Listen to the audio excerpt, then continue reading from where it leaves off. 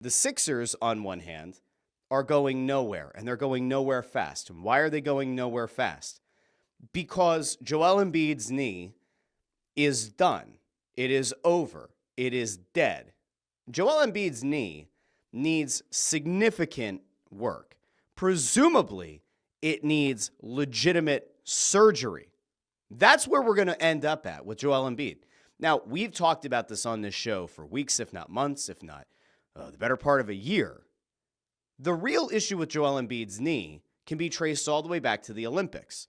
If you remember, he looked great going into Olympic camp.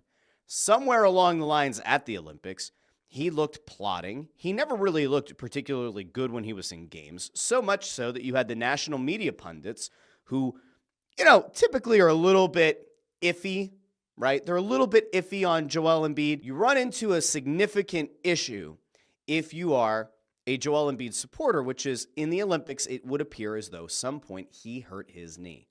And there's no getting around it at this point because, go back to the beginning of the regular season, the Sixers said there was a plan, there was a ramp-up plan, but he wasn't hurt, which never made sense. It's very clear that they've done a whole hell of a lot of half measures. They didn't want him to have to go under the knife again. They just went and signed Paul George in the offseason.